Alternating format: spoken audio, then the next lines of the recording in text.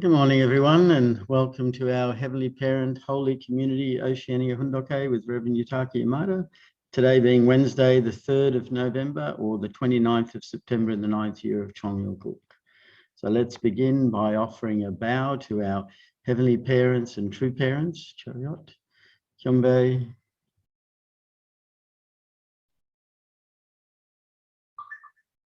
Aro. And let's recite our family pledge, both in Korean and English. Thank you. 가족맨세 1. 전국 주인 우리 가정은 참 사랑을 중심하고 본연 땅을 찾아 본연의 창조 이사인 지산 천국과 전산 천국을 창건할 것을 맹세하나이다. Family pledge number 1. Our family, the owner of Chongyalguk, pledges to seek our original homeland and build the kingdom of God on earth and in heaven, the original ideal of creation, by centering on true love. Thank you.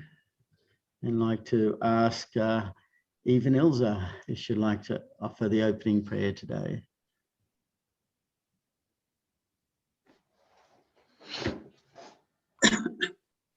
Yes, love you.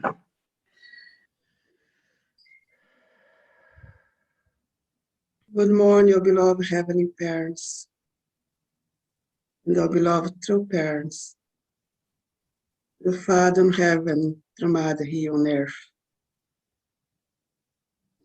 As your holy community here in Oceania connect with you in this moment, for Hundoke, in this 3rd of November 2021.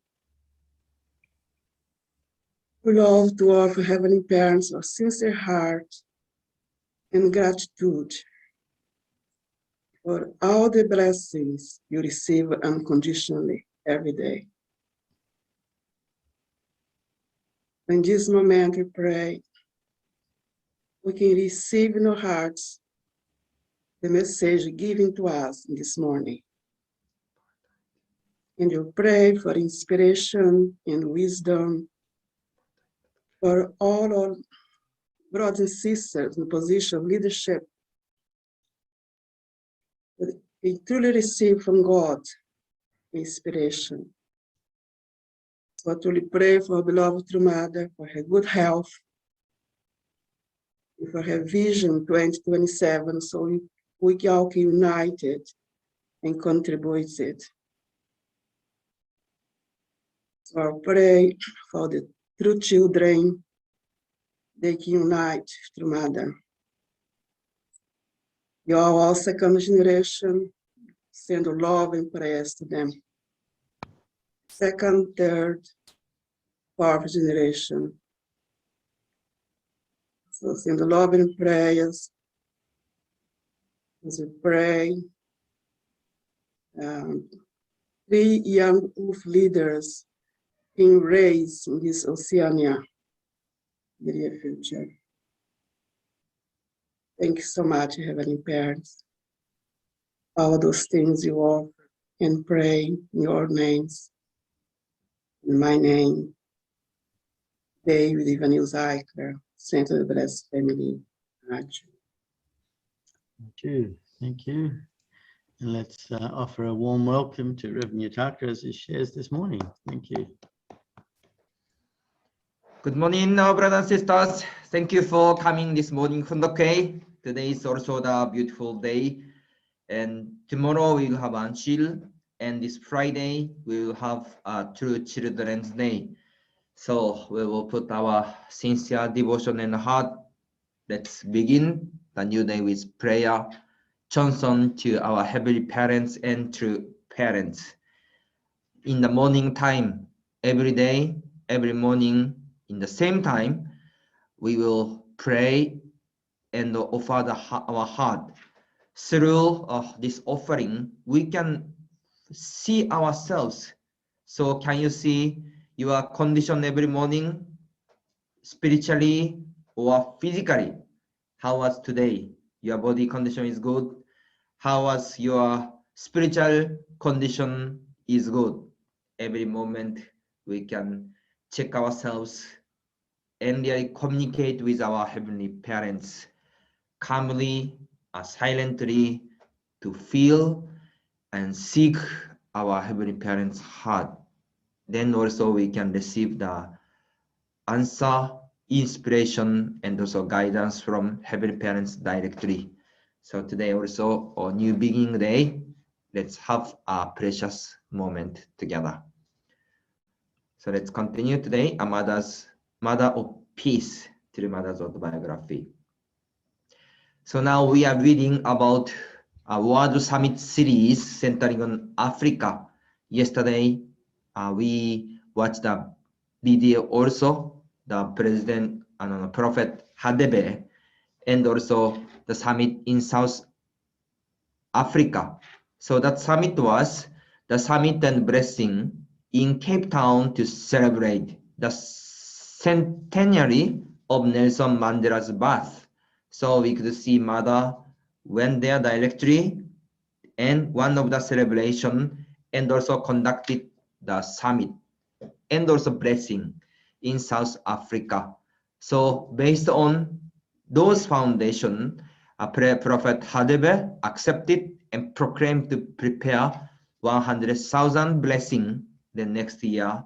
Following year, Prophet Hadebe also organized based on with his foundation and his congregation to offer the blessing to our Heavenly Parents. We could see those really the investment and working together with our True Mother and also the prepared John the Baptist figures. So let's see the next part. On June 7, 2019, on the eve of the blessing, I visited the historic township of Soweto. Soweto is known throughout the world as the location of the first anti-apartheid uprising in 1976.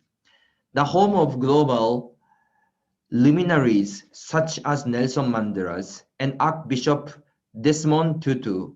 Its people played an important role in the civil rights movement in South Africa from 1948 until the 1990s. Institutionalized racial segregation, known as apartheid, was enforced in South Africa.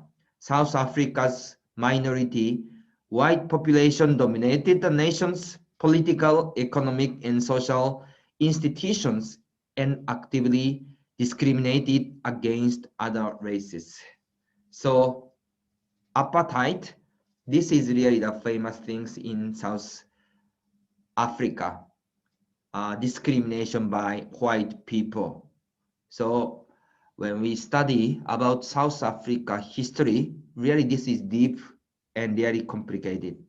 And apartheid is discriminate the races, black people, but not only black people, also yellow people, Asian or local people, indigenous people. So many people are this objective and really they are discriminated.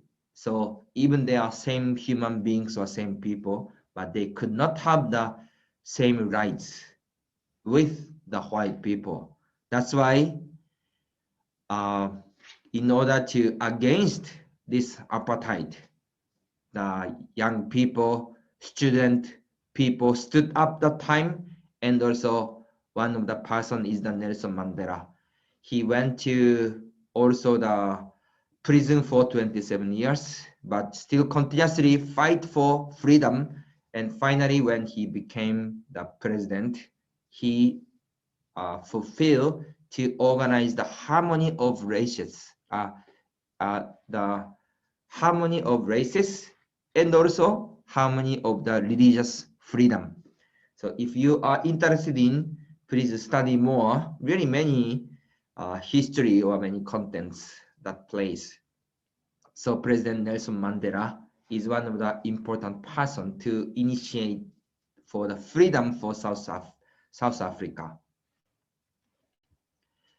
The white government removed black people from their land, forced them to learn the Afrikaans language, and required them to have special permits to travel outside designated areas. They could not eat in the same restaurants or take the same buses as white people. Interracial marriage was illegal, and black people could not own land in white designated areas. In 1976, high school students in South Africa protested the forced introduction of Afrikaans as the official language through the Soweto uprising and the many other protests that followed. So that time in June 16, 1976, Soweto uprising was happened by many high school or young student or young peoples. So this was really the disaster, or many things was happened that time. Thousands of people were killed or injured during these uprisings, which became a major movement against apartheid. Archbishop Desmond Tutu and others denounced the Lawan learning Afrikaans, saying it forced children to learn the language of the oppressor. The sacrifices young students made during the protests are truly heartbreaking. Police opened fire on the students, and Hector Peterson, a 12-year-old student, was killed. The photo of Hector carried by Mumbiza Makubo and his sister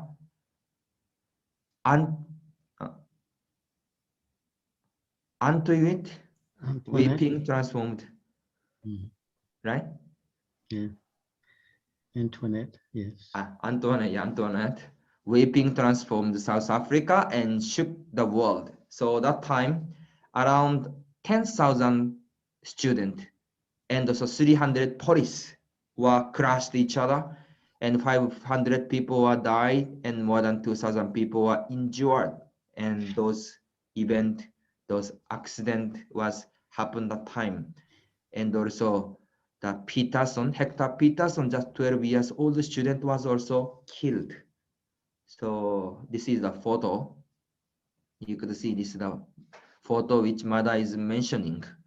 This Hector Peterson was killed, and this photo of Hector carried by Mumbiza Makubo and also his sister Antoinette.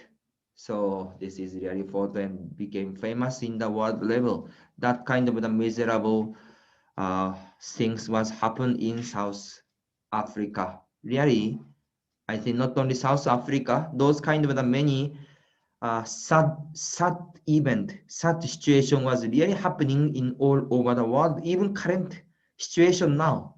That's why how much really Heavenly Parents is painful, and people is really suffering now. So South Africa had those kind of history. So mother said, I was particularly moved to see Antoinette along with 400 youths from throughout South Africa gathered with me at the Hector Peterson Memorial at Prophet Hadebe's invitation. The youth danced and sang beautiful songs of hope.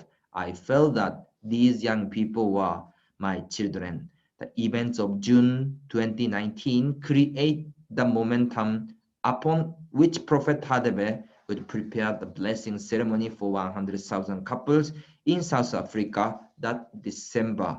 So that the summit which we watched yesterday in South Africa, the summit. So that time Prophet Hadebe invited this sister, Mrs. Antoinette, and she also attended this summit and to meet her mother, bring with 400 young peoples. So mother is mentioning her story, how much those moment in 1976 And during that period was really challenging or severe, right, for all people in South Africa. But because of a movement, they are freed, liberated. They now become better than before. I'm not sure those discrimination was totally disappeared or not, but very those persons' involvement and President Nelson Mandela's initiative getting better than before. But still also in the world level, there are many discrimination, black, white, or yellow people, or all things still happening in the world level. So mother met Liz Antoinette and really pray and also for love for those peoples. So this part, there is no word in the English. There is in the Korean book. So I brought this from Korean book. So I did this. Here in Soweto, I performed a ceremony to save the victim of racial segregation and prayed that heavens would open a path of blessing by reckoning with the history of resentment that has discriminated against them because of the color of their skin and deprived and use of hope. So this part, there is no word in English one, but there is in Korean one. So mother went to Soweto and they offered a prayer to open the new gate with heaven's blessing to South African peoples. This part also, continuation. It is an important mission for an only begotten daughter to save the souls of those who have been tossed about by the dark history and have died regretfully. In January 2018, the liberation of the souls of black slaves on the island of Gore in Senegal, together with the liberation of the souls of victim of racial discrimination, has brought new hope and courage to black people in Africa.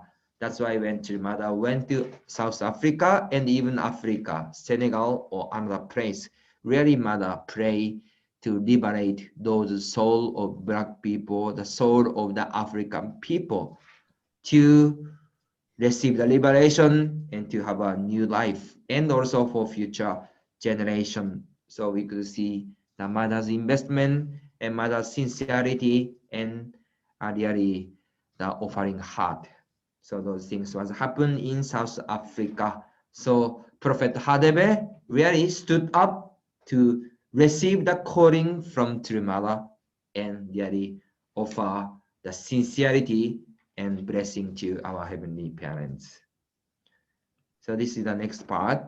Now going to the Zimbabwe.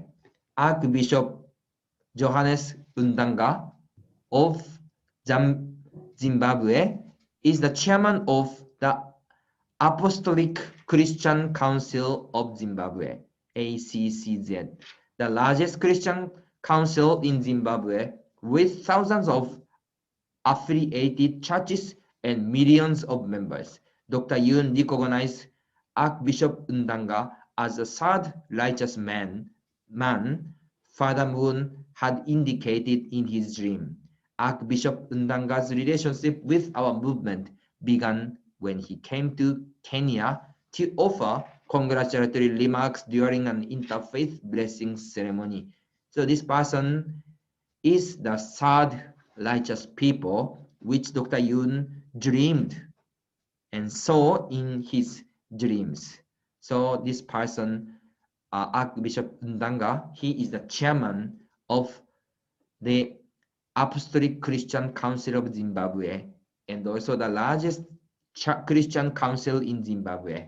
So this person also have an influential person who have a connection with few thousand churches and also the chairman of the church, the group of the millions of members.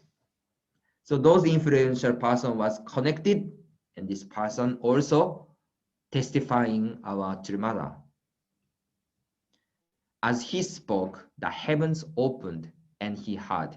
Don't just offer congratulatory remarks, receive the blessing as well. Archbishop Undanga promptly received the blessing and joyfully came to participate in the 2017 Peace Starts With Me Festival in Madison Square Garden. Archbishop Undanga stated, I recognized Chulmada as the only begotten daughter. Through heaven's revelation, I am grateful to have received the blessing, and I am now sharing the gospel of true parents wherever I go. I hope that true parents' ideal of world peace can be realized. So he received also liberation. Not only just giving the congratulatory remarks, you yourself have to receive the blessing. So this Bishop Bundanga accepted this liberation and also received blessing, and now he is sharing and testifying Chulmada in any place.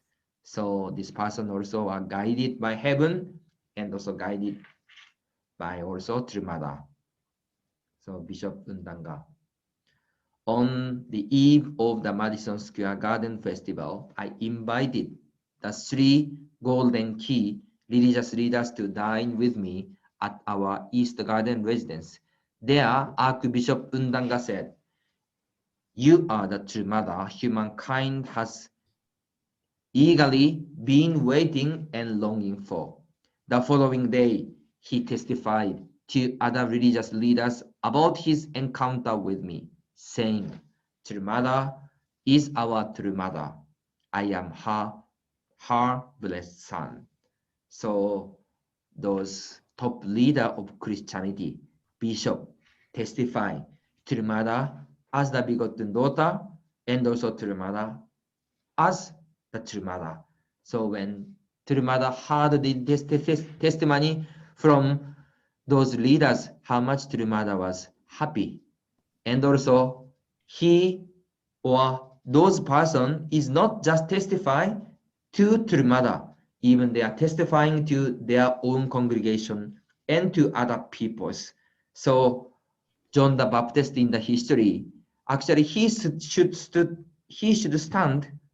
have stood like this in front of Jesus Christ that time to testify Jesus and testify to all congregation and all people in Jewish that moment 2000 years ago. But he could not fulfill. But now many righteous people or prepared person accepted True Mother, and not only just accepted by himself or by themselves, also they are testifying about true parents, heavenly parent to other people. That's why those persons is really great. That John the Baptist figures we could see those investment inspired by what he experienced in the US.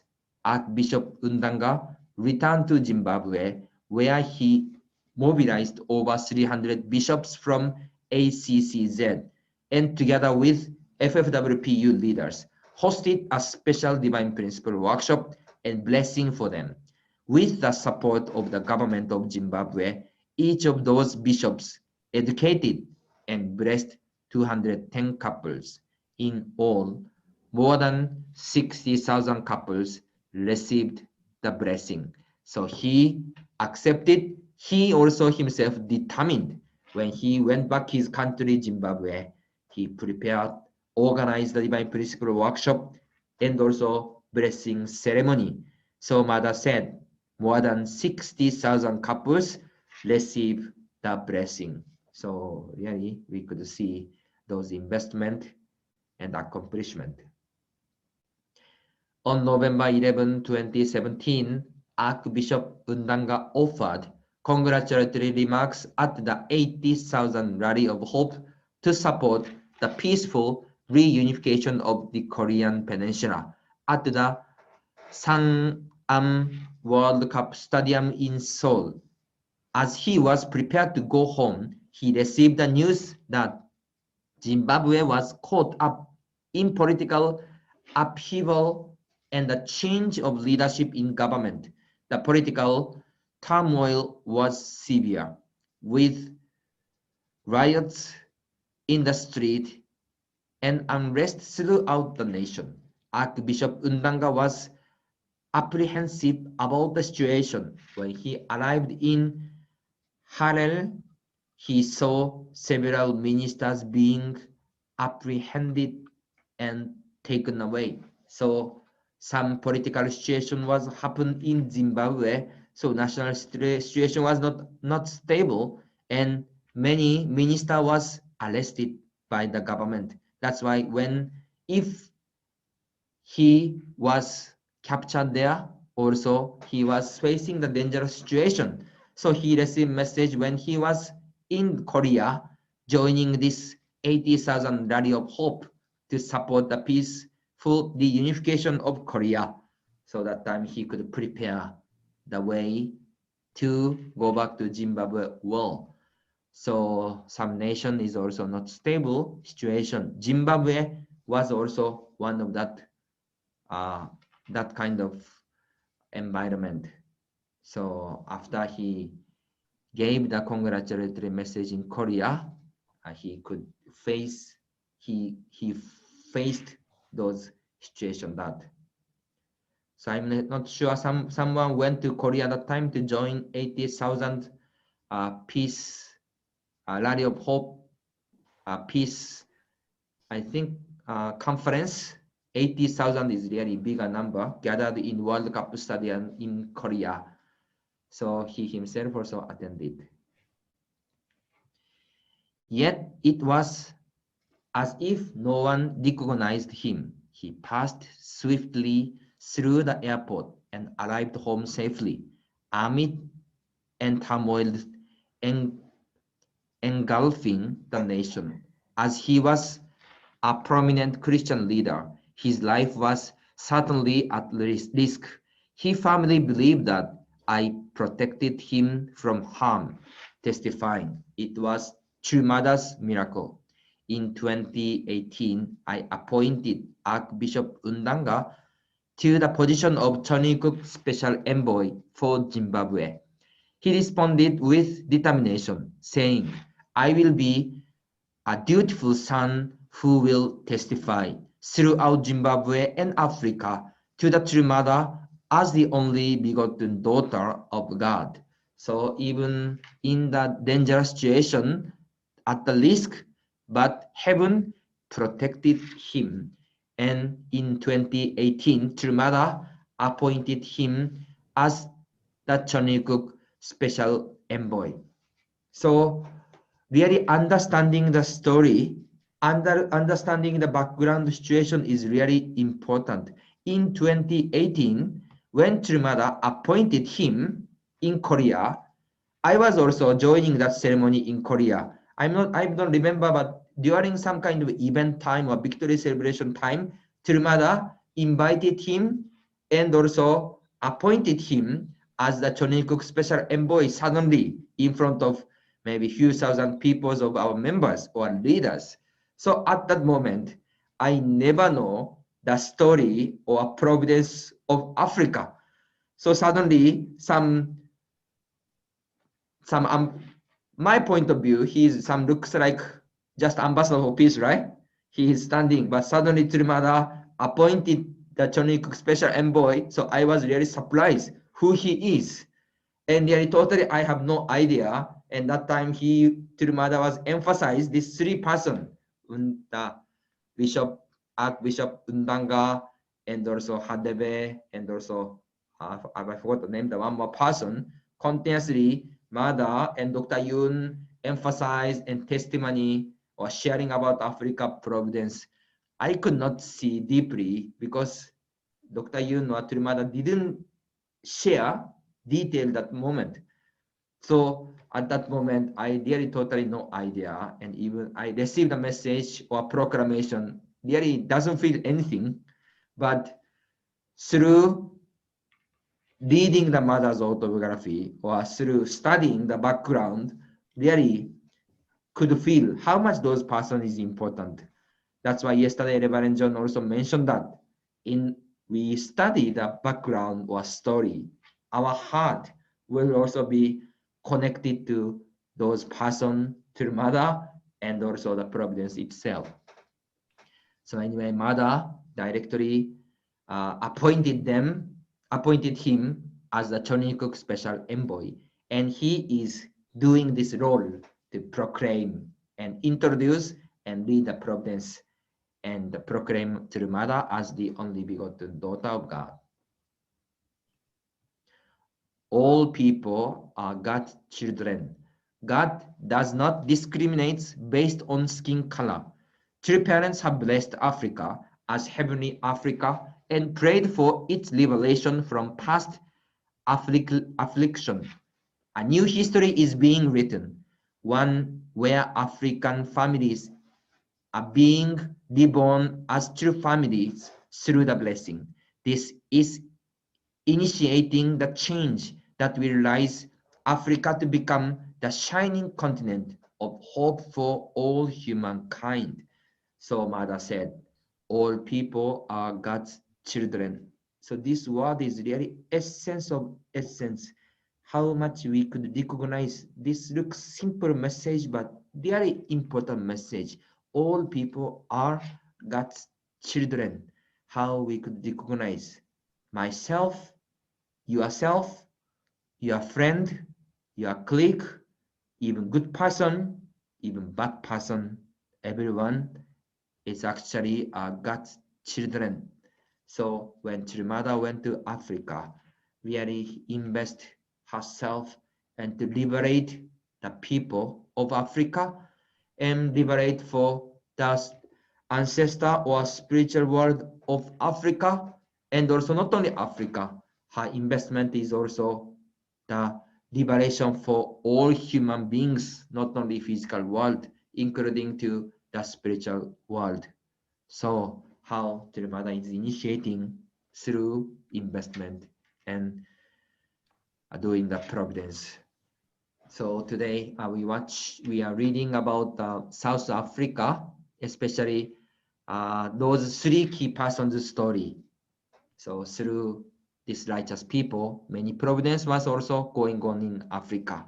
And surely those prepared person or righteous person are waiting for our visitation. So how we can invite that person, how we can meet that? We will pray sincerely with God and find and getting liberation, and we will really go together with prepared John the Baptist figure and prepared for the righteous people for God's providence or heaven's providence. So today we are really grateful to have morning fundoke together with all brothers and sisters. Let's have a great moment to offer the happiness and blessing to our heavenly parents and true parents. Thank you very much once again. 감사합니다. Thank you very much, Reverend Yutaka.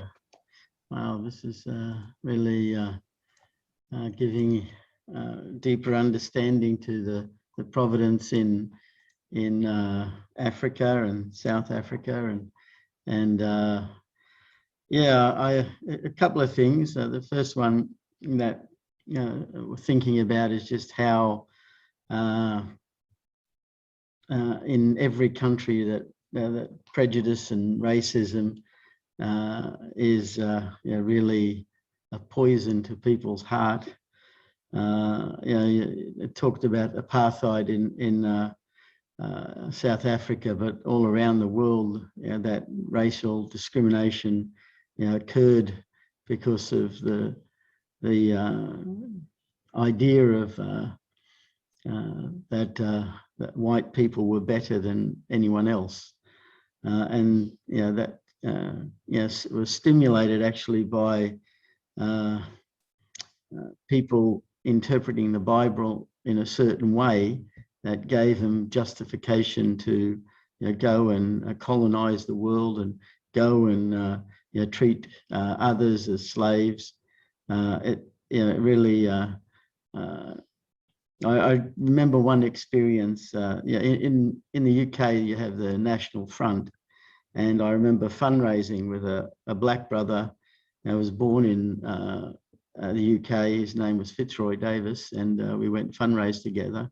And I was telling him about how in Australia I grew up as a minority and discriminated against, and even on my passport it put my skin color as olive as opposed to other type of color. And I kept thinking, well, olive is either one of two colors. It's either green or it's black.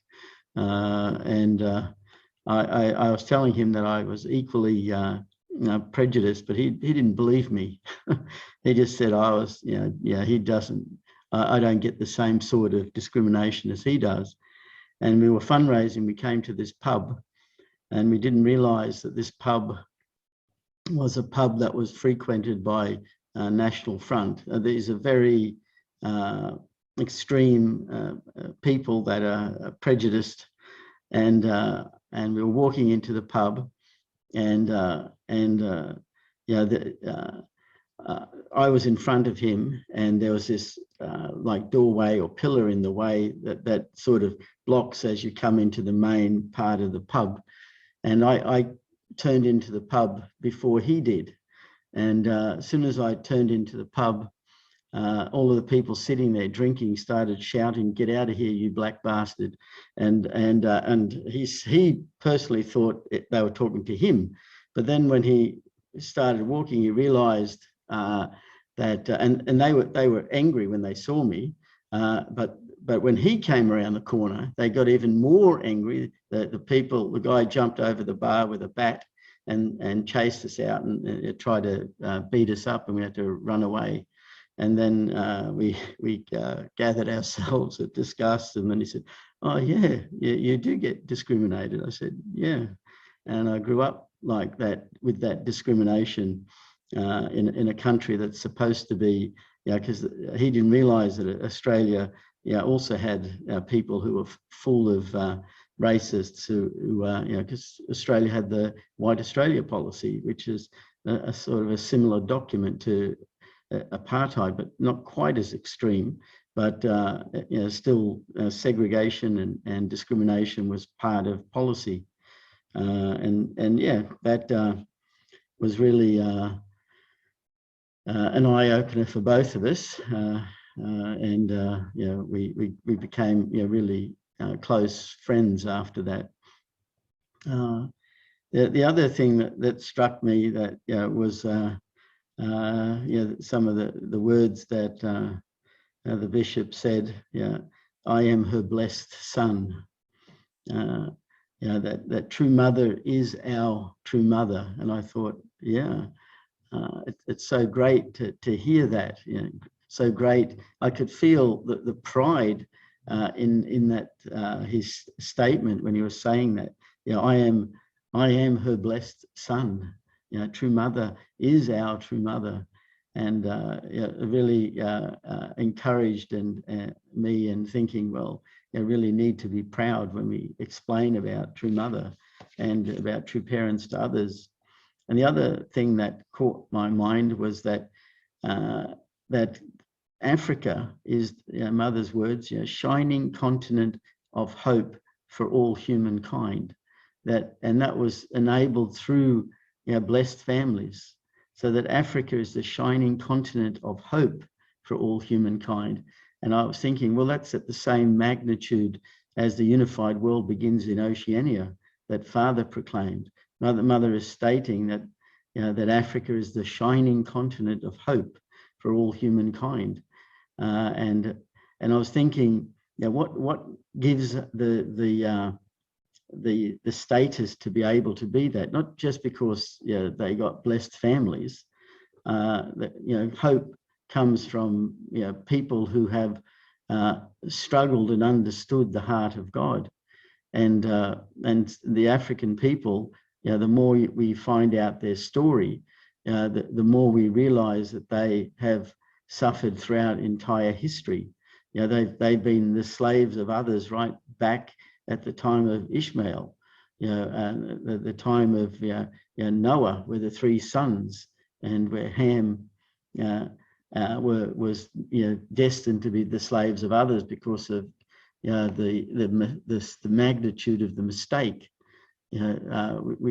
And so in a way it looks like the Bible is justifying slavery, and you see it in the Bible all the time. Different people are slaves, but it's because of the sin, because of the price to pay to regain that people had to, I mean, we talk about 400 years of slavery of Israel, but the black people were more than 4,000 years. They're 400 years. They're in thousands of years put into slavery because the new beginning with Noah should have been, because God got rid of everyone and only had one family again. And so the magnitude became even greater. So it's sort of, even we sort of sweep it under the carpet in a way by not recognizing that it's even more of an indemnity that the black people had to pay because of a sin that happened way back in Noah's family. So I tend to think that they're of the same magnitude, that Africa is the hope of all humankind. And because they became that because of the deep suffering, and that the unified world begins in Oceania because it's even though we don't see it, there's deep suffering within Oceania. They're still suppressed and still used by other nations. And that's why Father said that all of the Oceanian nations need to be joined together to be able to stand up proudly and say, we are her blessed children, and True Mother is our True Mother. So those were thoughts that came to me as I was listening to Reverend Utaka this morning. So thank you, everyone. I can see Douglas has his hand up. Go ahead.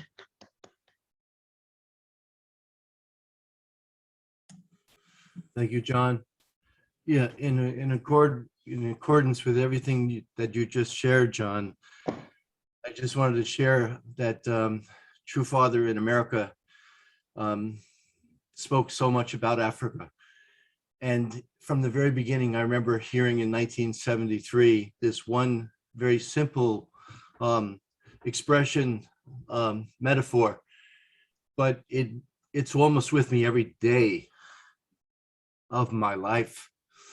And it was his expression to us of hope for Africa. And he said, the three races are very much like this. The white race would live in a cold area and need to develop safety and comfort for himself and security. So he would invent things like light bulbs, and he became very good. The white people became good at inventing things. The Oriental person would be more or less comfortable in an agrarian environment and thinking about why we're here, and more thoughtful in philosophical ways. And they would not think of inventing the light bulb, but when they saw the light bulb that the white race had, they would copy it and willfully provide everyone with light bulbs and all the technologies that came out of such inventiveness, And then he said, but mark my words, it will be it showed a world of provisions being provided, materialistic, inventions and wonderments and, great things that would make you think people happy. But Father juxtaposed this with, he said, mark my words, it will take the African people to teach both the white and the Asian people how to be happy and enjoy themselves. And that was it. And it just marked my life with so much vision and hope for it, So the heavenly kingdom may start in Oceania, and that's appropriate because it's considered an Asian part of the world, which comes from the eldest son of Noah, Shem. But the second son of Noah was Ham, and that's African. So he was the able, So when we see Asian and African together, we're seeing the unity of Shem and Ham. And Shem and Ham must unite first to be able to offer vision and hope for Seth, which is the white race. And that's all. Yeah, thank you, Douglas. Thank you. Yes, Margaret, go ahead. Yeah, thank you, Reverend Yamada. That was insightful. Also, John, I appreciate the comparison between Oceania and Africa, and because of suffering as conditions, and also for Doc, with that a deeper understanding of the eldest and younger son of Noah. I just want to share when True Parents came to the Marshall Islands, we went. At the time, it was Reverend Song, who was the continental leader, who called us in Palau and said, go to the Marshall Islands. And every day, Father went fishing. They went fishing, and one evening, Father shared that when he went in the ocean, all he could see was a lot of blood. Spiritually, the lives of many who died during the Second World War. And from there, Father asked President Note, what does your island need? What do you need? And actually, President Note was like, had to think, what does he need for his island? And I realized that when you're in front of the Messiah, you have to be prepared to give a clear answer. And he said, education? And Father said, what kind of education? High school. So that was the beginning of where Father began to build this later called the High School of the Pacific. But through that, Father began to talk that island people and Pacific have to be raised to stand up and protect the Pacific Ocean. And that's why the education. So that many people who are ignorant do not know world affairs and don't know what's going on. And it's so true. Palau, as well as many island nations, have been through different colonization, and in particular 4 nations. But you know, the people don't know what came and gone, actually. But in our education to Ambassador for Peace, we try to educate through Father's words about not blaming, but to take responsibility. Within the culture alone, there are the fallen nature that we learned through the divine principle, the blaming game, blaming the power that be. And number 2, within the culture, there is also this fallen nature. So the higher chiefs abuse the lower people. So you don't have to have another country come and dominate you. It's within the culture.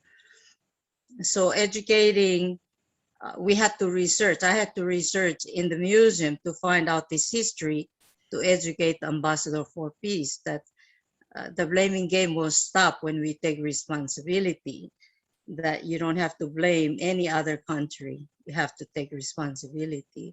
So I think it's powerful to have our divine principle that can help people to stop the blaming game and take responsibility for their future.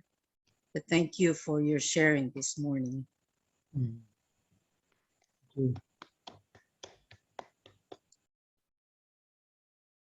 Yes, Randall, go ahead.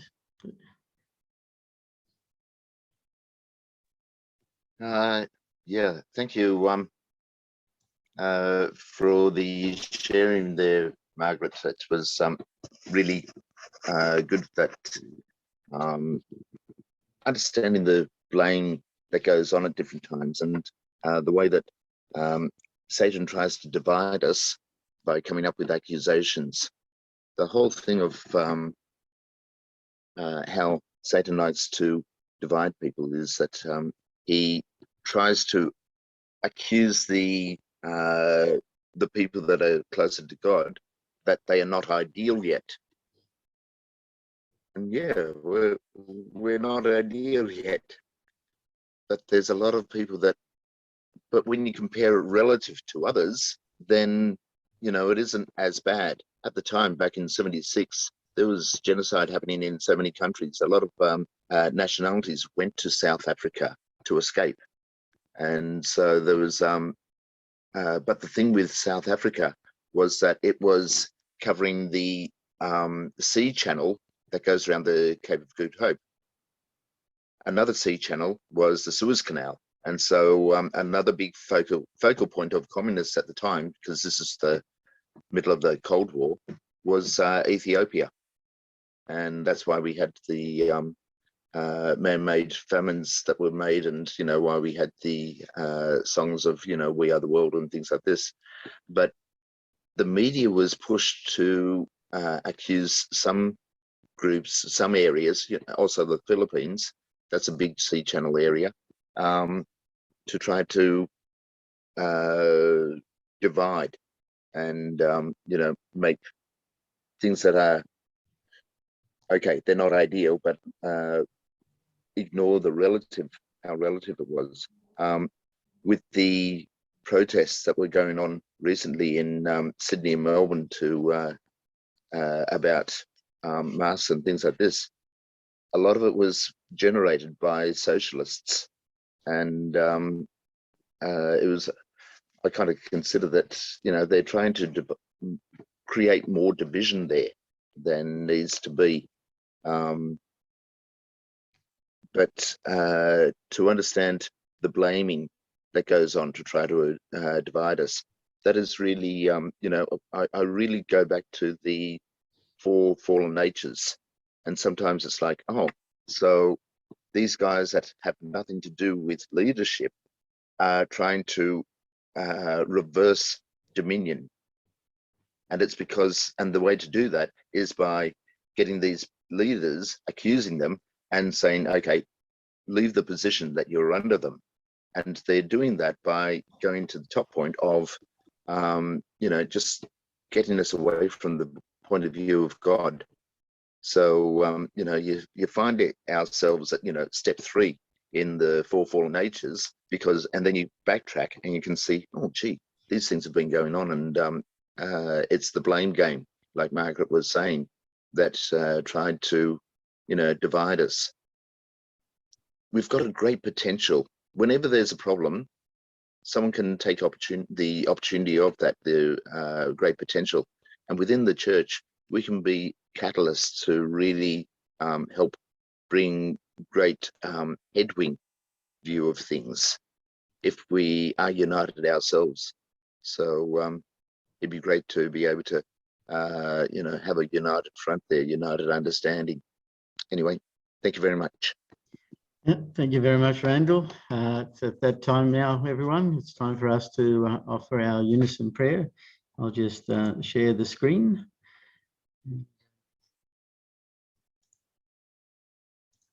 Let's pray together.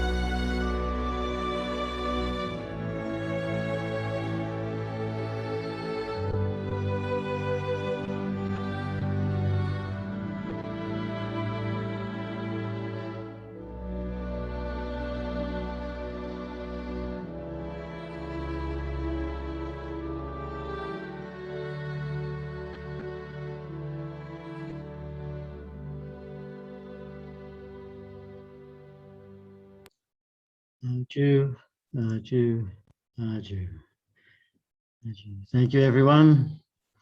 Have a great day and enjoy the day, and see you tomorrow. Thank you. You too. Bye. Have a blessed day. Bye-bye.